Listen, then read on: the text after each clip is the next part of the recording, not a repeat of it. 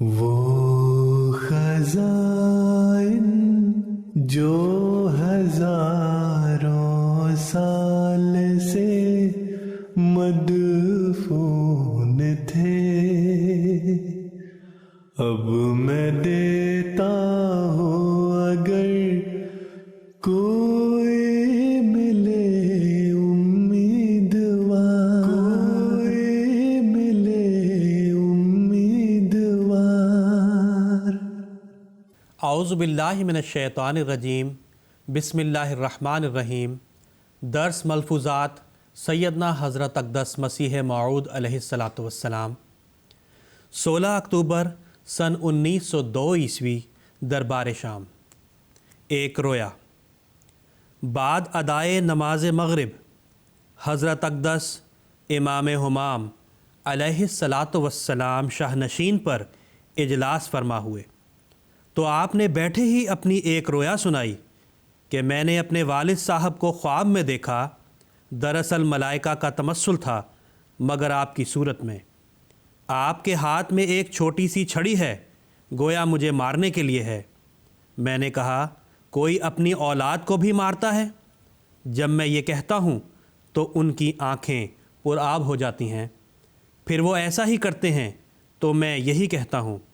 آخر 2-3 بار جب اسی طرح ہوا پھر میری آنکھ کھل گئی۔ فرمایا اللہ تعالیٰ نے مجھے ایک الہام میں یوں بھی فرمایا ہے، انتا منی بے منزلت اولادی، اور یہ قرآن شریف کی ایک آیت کے موافق بھی ہے، نحن ابناء اللہ و احباؤہ قل فلما یعذبکم۔ ختم نبوت غیر امتی نبی کے آنے کو مانے ہے۔ ختم نبوت بھی ایک عجیب علمی سلسلہ ہے۔ اللہ تعالیٰ نبوت کو بھی قائم رکھتا ہے اور اسی کے استفادہ سے ایک سلسلہ جاری کرتا ہے۔ یہ تو ایک علمی بات ہے، مگر کجا یہ کہ اس سلسلہ کو الٹ پلٹ کر دوسرے نبی کو لایا جاوے، حالانکہ خدا تعالیٰ کی حکمت اور ارادہ نہیں چاہتا کہ کوئی دوسرا نبی آوے، قطع نظر اس کے کہ وہ شریعت رکھتا ہو یا نہ رکھتا ہو۔ خواہ شریعت نہ بھی رکھتا ہو تب بھی ہمارے نبی کریم صلی اللہ علیہ وسلم کے بعد کوئی دوسرا نبی آپ کے سوا اور آپ کے استفادہ سے الگ ہو کر نہیں آ سکتا۔ ساری براہین احمدیہ اس قسم کی باتوں سے بھری پڑی ہے اور بہت سے الہام اس کے ممد و معاون ہیں۔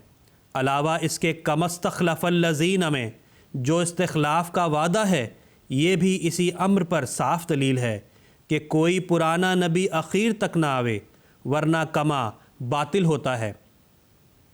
اللہ تعالیٰ نے کما کے نیچے تو مسیل کو رکھا ہے، عین کو نہیں رکھا۔ پھر یہ کس قدر غلطی اور جرت ہے کہ خدا تعالیٰ کے منشا کے خلاف ایک بات اپنی طرف سے پیدا کر لی جاوے اور ایک نیا اعتقاد بنا لیا جاوے۔ اور پھر کما میں مدت کی بھی تعیین ہے، کیونکہ مسیح علیہ السلام موسیٰ علیہ السلام کے بعد 14ویں صدی میں آیا تھا، اس لیے ضروری تھا کہ آنے والا محمدی مسیح بھی 14ویں صدی میں آئے۔ غرض یہ آیت ان تمام امور کو حل کرتی ہے اگر کوئی سوچنے والا ہو۔ ابن مریم کے آنے سے مراد ابن مریم کا سوال بھی خدا تعالیٰ نے بڑی صفائی سے حل کیا ہوا ہے۔ سورۃ التحریم میں اس راز کو کھول دیا ہے کہ مومن مریم صفت ہوتا ہے اور پھر اس میں نفخ روح ہوتا ہے۔ خدا تعالیٰ نے اسی ترتیب سے پہلے میرا نام مریم رکھا، پھر ایک وقت آیا کہ اس میں نفخ روح ہوا۔ اب مریم کے حمل سے جیسے مسیح پیدا ہوا جو اسی روح القدس کے نفخ کا نتیجہ تھا، اس لیے یہاں خود مسیح بنا دیا۔ براہین احمدیہ کو قرآن شریف کی اس آیت کے ساتھ جو سورہ تحریم میں بیان ہوئی رکھ کر دیکھو اور پھر اس ترتیب پر غور کرو کہ جو براہین میں رکھی ہے کہ پہلے مریم نام رکھا، پھر نفخ روح کیا اور پھر یا عیسیٰ کہہ کر پکارا۔ اس آیت کی تفسیر کے لیے بھی دراصل یہی زمانہ تھا۔ زمانہ بھی ایک قسم کی عقیم کی صورت پر ہوتا ہے۔ اور روح اللہ اس لیے کہا کہ اللہ تعالیٰ کو حضرت مسیح کا تبریہ منظور تھا، کیونکہ بعض اولاد میں شیطان کی شرکت ہو جاتی ہے، اس واسطے روح اللہ کہہ کر اس الزام کو دور کیا۔ غرض حضرت مریم کے متعلق جس قدر واقعات قرآن شریف میں ہیں وہی الہام یہاں بھی موجود ہیں۔ یا لیتنی منتو قبل ھذا، دراصل جس قسم کی گھبراہٹ مریم کو تھی اسی قسم کا جوش اب بھی یہودیوں میں پیدا ہوا، اور ایسا ہی انا لکا ھذا بھی براہین میں درج ہے۔